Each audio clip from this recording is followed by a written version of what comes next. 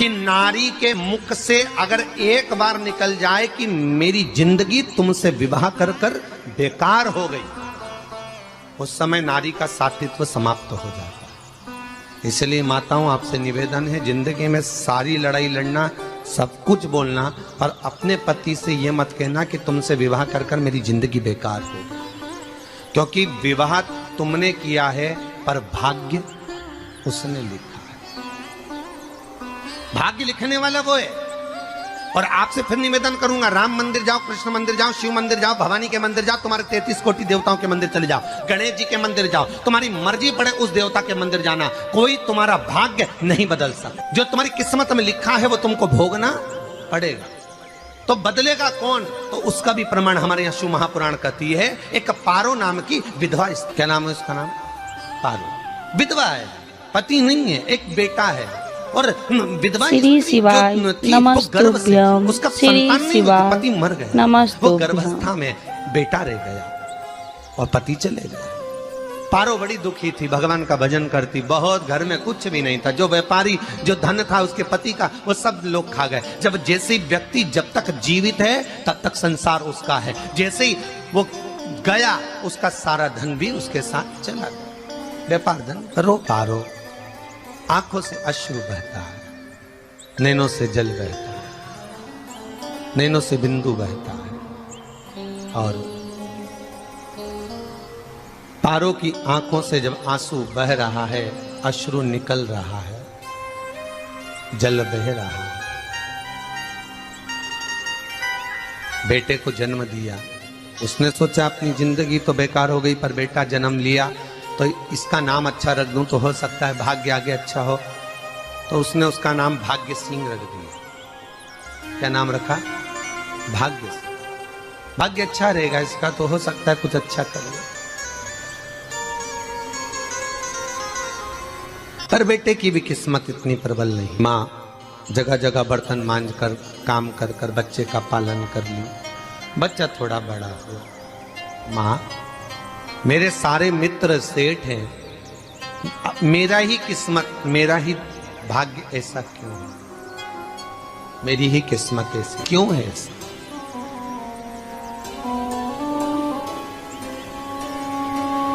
माँ, मेरी किस्मत में इतना दुख क्यों लिखा है? माँ भोजन तक हमको समय पर नहीं मिलता, हमारा भाग्य ऐसा क्यों है? माँ हमारी किस्मत ऐसी क्यों है? माँ कहती है बेटा जो ललाट पर लिखा उसे कौन टाल सका।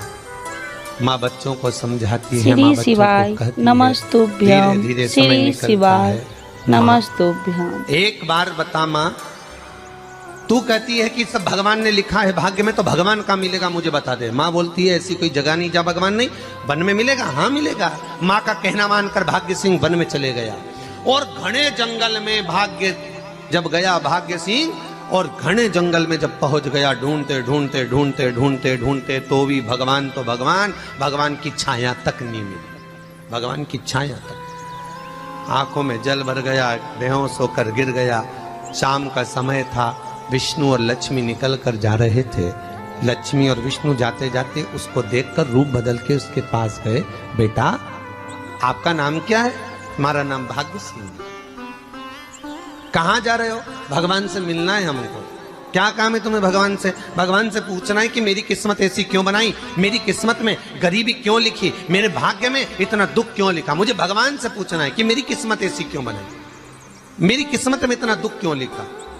इतनी तो भगवान बोले ये तो देखो भाग्य भाग्य की बात है, सबके भाग्य में अलग अलग होता है। नहीं नहीं, मुझे भगवान से पूछना। तो हुआ क्या? मैं बहुत गरीब हूं, मैं बहुत दुखी हूं, भगवान से प्रार्थना है कि मुझे कुछ मेरी जिंदगी का अच्छा कार्य कर दीजिए। लक्ष्मी जी को दया आ गई, नारायण से बोले प्रभु इसको कुछ दे दो, थोड़ा सा इसके ऊपर कृपा कर दो। नारायण बोले इसके भाग्य में नहीं है लक्ष्मी, इसके भाग्य में नहीं है लक्ष्मी। लक्ष्मी मैं दे भी दूंगा तो इसकी किस्मत में नहीं है। लक्ष्मी कहती है आपका काम देने का है, आप तो दो। भगवान ने कहा लक्ष्मी नहीं है भाग्य में, तुम तो दे दो। लक्ष्मी जी के कहने पर नारायण ने उसको एक हीरे का हार दे दिया। ले ये ले हीरे का हार। वो प्रसन्न हो गया, हीरे का हार मिल गया। और हार लेकर वो चला और चलते चलते उसने सोचा मेरी मम्मी को दूंगा, मेरी माता को दूंगा, माँ बड़ी प्रसन्न हो जाएगी। हीरे का हार लेकर जा रहा था। हार ले जाते उसको रास्ते में इतने में उसको तुरंत उसी समय पर कहीं सोचादि कर्म के लिए जाना पड़ा। उसने सोचा इस हार को इस पत्थर पर रख देता हूं, अभी आऊंगा वापिस इस हार को उठाकर घर लेकर चले जाऊंगा। और सोचादि कर्म के लिए वो चल दिया। गया, हाथ धोकर आया, इतने में एक चील उड़ती उड़ती आई, उसका हार लेकर चली गई। आके रोने लगा, माँ को जाकर कहा, माँ किस्मत तो देख, इतना जोरदार हार मिला था हीरे का, पर भाग्य में नहीं था, नहीं मिला। इतने में वो रोता रोता तुरंत फिर भगवान के पास गया, रोता बिलखता फिर पहुंच गया वन के अंदर। फिर भगवान मिले। भगवान ने पूछा अब क्या हुआ? प्रभु मेरा हार तो वो हीरे का, मेरा हीरे का हार ले गई चील। भगवान बोले देख भैया, हम तो तेरी किस्मत में था, वो कर दिया, अब आगे तू एक काम कर, ब्रह्मा जी से जाके मिल। ब्रह्मा जी कहाँ मिलेंगे? श्री शिवाय नमस्तुभ्यं। श्री शिवाय नमस्तुभ्यं। ब्रह्मा जी मेरे भाग्य में गरीबी लिखी है, कुछ अच्छा कर दीजिए। ब्रह्मा जी कहते हैं तुम्हारा भाग्य में जो लिखा है वो तुम्हें भोगना पड़ेगा। नहीं नहीं, आप कृपा करो। लक्ष्मी जी ने नारायण से कहा इसको कुछ कृपा कर दो। तो भगवान ब्रह्मा जी ने कहा चलो इसका भाग्य बदलने के लिए एक हीरे की अंगूठी दे देता हूं। भगवान ने उसको हीरे की अंगूठी दे दी। अब हीरे की अंगूठी दी, फिर वो लेकर चला। इतना खुश था, अब मुझे हीरे की अंगूठी मिल गई, अब मुझे हीरे की अंगूठी मिल गई। इतना प्रसन्न होकर जा रहा था, इतने में इसको लग गई प्यास। इसने सोचा पानी पी लूं। पानी पीने के लिए इसने मुंह को करा नीचे, जेब में रखी थी अंगूठी, वो पानी में लुढ़क गई। लुढ़कते से एक मछली निगल गई, अंगूठी भी हाथ से। देखिए, कोई कितना भी साथ दे दे, पर भाग्य में अगर सुख लिखा होगा तो वो अपने आप मिलेगा। नहीं, फिर आया, फिर मां से कहा मां ऐसा हो। माँ ने कहा चल जाने दे, तू रोज रोज बहाना बना के चले जाता है, दिन भर इधर उधर घूमता रहता है, शाम को आता है और बहाने बना के कहाँ की स्टोरी सुनाता रहता है, ना जाने कहाँ की कहानियां सुनाता रहता है। चल काम पे जा, कुछ काम कर तो भाग्य बदलेगा। नहीं नहीं माँ, मैं सत्य बोल रहा हूँ। नहीं माना, फिर चले गया। नारायण ने कहा एक काम करो, अब तुम शंकर जी के पास जाओ, शिव जी के पास जाओ। भोलेनाथ जी ने उसको हीरे की पोटली दे दी। वो हीरे की पोटली ले जाकर अब की बार सोचा कहीं रुकूंगा ही नहीं, सीधे घर गया। मम्मी को याद करा, माँ नहीं थी। उसने एक लोटे के अंदर हीरे रख दिए। मैं माता को ढूंढ के आता हूँ। माँ को ढूंढने गए, इसमें चोर घुस गए घर के अंदर, लोटा ही ले गए।